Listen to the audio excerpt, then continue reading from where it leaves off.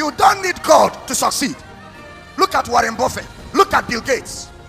Steve Jobs, who invented Apple, said there is no God. That God is a figment of the imagination of a poor man. That it is because you are poor and you don't know how to cure poverty, so you create a God inside your mind that does not exist. That is Steve Jobs, the owner of Apple, very successful. So you don't need God to succeed. So we don't come to church to succeed. I don't know if I'm teaching here. Listen, you don't need God to prosper. The richest people on earth don't know Christ and they don't care about him. That's why it is the preaching of the cross, and to those out there it is foolish. That means they don't need that preaching to build houses. They don't need that preaching to make millions and billions. They don't need it. So that's why when somebody say I am called to preach prosperity, there is no such message. Oh my goodness, there is no message of prosperity. There is the message of the cross. I feel like I'm preaching here. If you're hearing, shout I hear, I hear. Yeah, there is no message of prosperity. So the question is, do Christians prosper? Yes, just like unbelievers prosper. Prosperity is for all. If you do what you need to do and you do it well, you succeed. If you do what you need to do and you do well, you prosper. You make money without prayer. So in the midst of hardship, I increased my offering. That's what I did. I increased my what? I increased my offering, and my income increased. From the day I increased my offering, my income, I get money. In fact, in the midst of hardship was when I was getting more money. Because the principle of God cannot be broken, not by even the economy. In the midst of hardship, the boy gave his lunch and it multiplied. The best time to give is now. Whenever I hear a man of God like Dr. Ebed Amina preaches, even though I am not a member of his church and I have no intention of becoming one, there is just a certain level of truth with what he said that resonated with me. When he says something and you listen carefully to what he said, you don't have to be a Christian. There are things you will agree with him. Like he has always said that God does not make people rich. That's not God's job to make an individual rich, because God believes in equality. If God is the one making people rich, then everyone should be rich. And other preachers said no, he was wrong. That God was the one making people rich. Well, I believe that message was to convince their members to keep coming to their church and keep donating to one church program or the other. That was my take. But like he explained, the richest people in the world don't believe in God, don't even care about your God, but they are successful. Okay, so that goes to tell you that God is not the one responsible for whether you are rich or you are poor. There are other conditions in play that may determine whether you are rich or poor, whether you become rich or not. For example, the family you are born into can play a huge part of whether you become rich or not. Your environment can also play a huge part.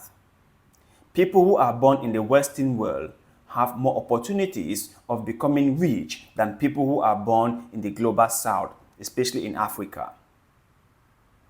People from rich families have more chances of carrying on with family wealth, generational wealth, than people born from poor families.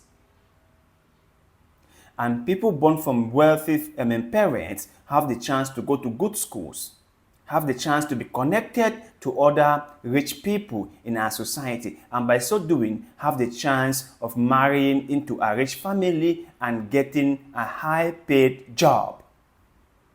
While those born from poor families do not have the same chances. It is but normal, right? This is not even controversial. Anyone with a brain will hear this and say, yeah, this man is right. It is but a simple fact.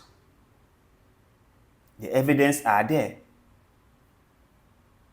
But many Christians or so-called men of God will dispute it because glory is not being given to God.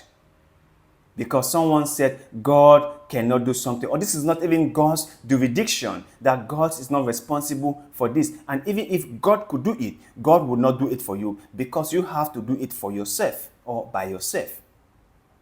You see the so-called born-again Christian shouting.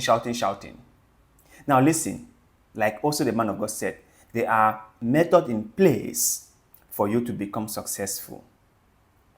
If you work hard enough, if you're dedicated enough, if you're consistent enough, and most importantly, if you are at the right place at the right time, you might become rich.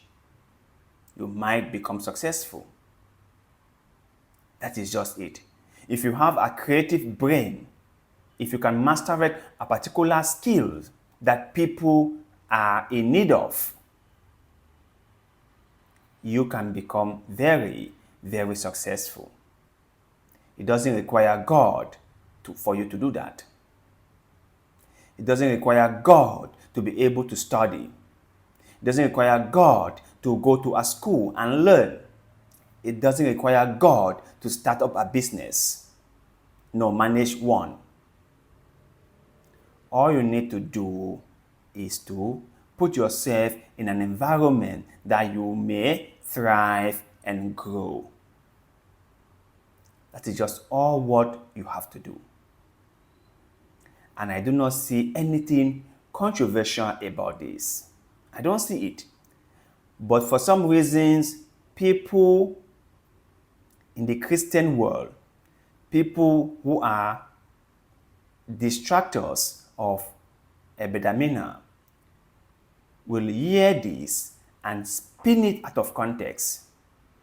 People are just out there waiting to hear what he is going to say so that they can start quoting him out of context. But if you really pay attention to what he was saying, if you really took your time to listen carefully to what he was saying, you will understand that he is someone who loves God. He is someone who believes in God. He is someone who believes in the body of Christ. But he wants people to know exactly what the truth is. He strongly feels that people are being taken for a fool, and he doesn't want to participate in this whole play. What is wrong with that? What is wrong in that? Can anyone tell me what is wrong in that? So let me say this one more time. Like the man of God said, God is not responsible for social classes in our society. We, the people, are responsible for that. And whether you are rich or not, all depends on you, your background, and your family lineage. That is just it. That is just it. So let us hear your own take in the comment section below. What the man of God said, does it make any sense to you or not? Let us hear that. And please do not forget to like the video, share it, subscribe to the channel, because that helps us a lot, and we shall forever be grateful to you. So thank you.